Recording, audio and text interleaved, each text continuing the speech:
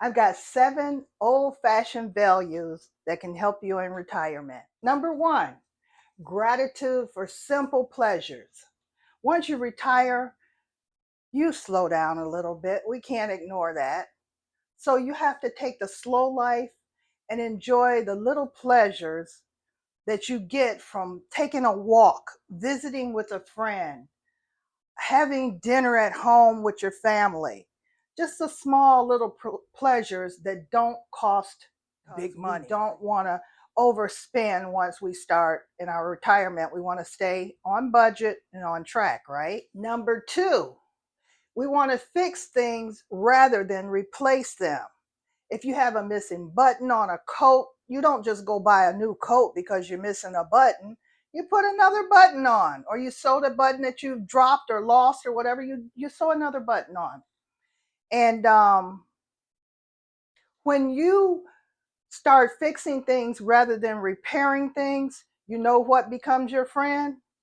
Thread, glue, tape, um, what else?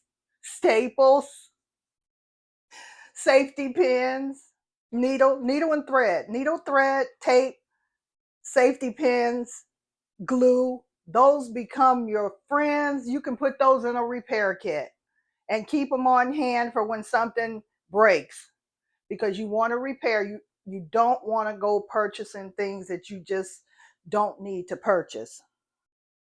Another thing that's an old-fashioned value is you live within your means. You don't go out here splurging because there's no more working overtime. You don't get to work overtime again. What you have is a flat rate and your savings. That's it.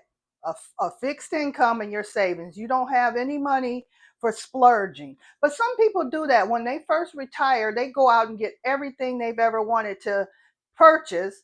But then when they're done, the money is dwindling down. So you have to be careful on making those big purchases after you retire. You have to live within your means. Number 4, I would say, would be cooking at home. Buying things that you can fix at home rather than spending your money going to fancy restaurants or buying expensive meals.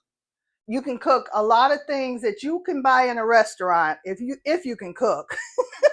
You can just buy them and make that meal at home. Whatever it is, steak, seafood, pasta, whatever your taste buds call for, you can make it at home and save a little money rather than going out to dinner every day. I mean, I would go out to dinner, I guess, for special occasions, but it wouldn't be an everyday thing. Some people do it every day. I would never eat out every day, not me. Number 5 would be taking care of what you own. That would go for your house.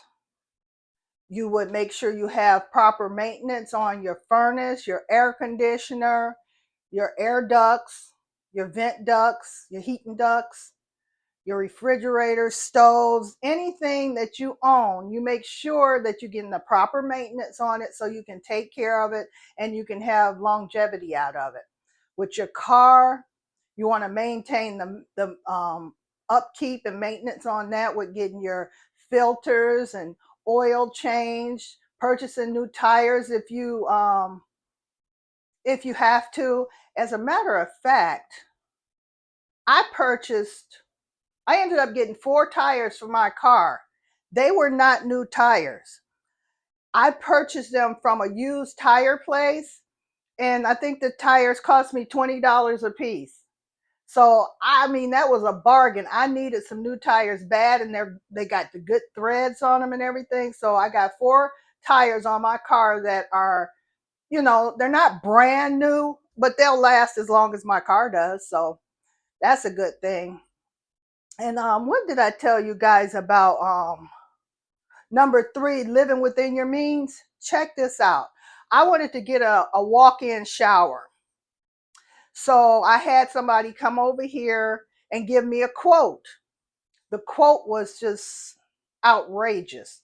But anyway, he told me I could get on a monthly plan. Yeah, a monthly plan and pay I think he said $230 a month for this new walk-in shower. So when he told me how much it cost, I had to laugh because the cost of the walk-in shower was more than what my home is worth. So I had to think about it, and I talked to a couple people about it, and they were like, I wouldn't do it. And then when I looked at my budget and I thought about it, I'm like, no, that's like a car note for me, to purchase something like that when there's so many other things I want to do. As far as here in my house, I want to get new flooring, new furniture, and all that stuff. So right now, a walk-in shower is not the top priority. So I got to stay within my means. That would be being old fashioned. Also, I can get a walk-in shower for a quarter of what they wanted to charge me for that walk-in shower by having people I know who can do that for me. So number 6, avoid waste at all costs. Avoid throwing away food that you can cover up and have for the next day or for the next 2 days. Don't just throw food away. Don't waste water, leaving water hoses running or showers going for minutes or hours or whatever. Brushing your teeth, cut off the water while you're brushing your teeth. Electricity, we know, cut those lights off, and just don't overdo anything. Just stay as frugal as you can. Don't go wasting things that you just don't need to waste.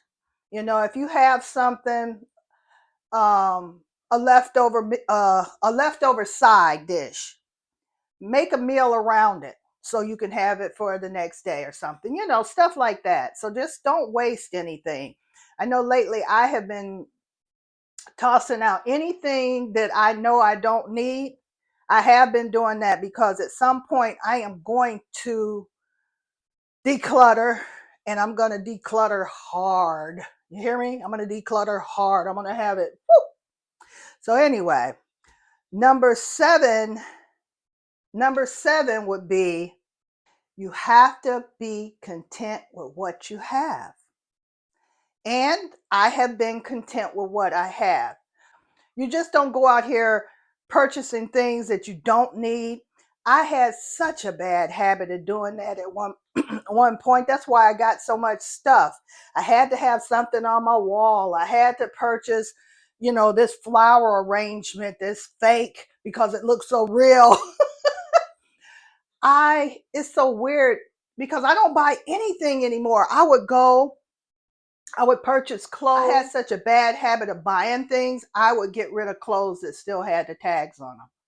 And that was just ridiculous. It's like, why am I doing that? Even now, I have so many clothes in my closet that I don't wear. So why am I keeping them? So that's why I say I got a big declutter coming.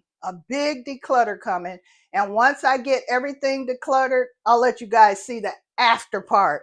I'll show you a little bit of the clutter, but then I want to show you guys the after part. So those are my 7 old-fashioned values that you can use in retirement. I hope this video is something you guys can use. I hope you liked it. I hope I gave you a little value there. So go ahead and hit that like button, comment, subscribe, and I'll see you guys in the next video. Bye-bye.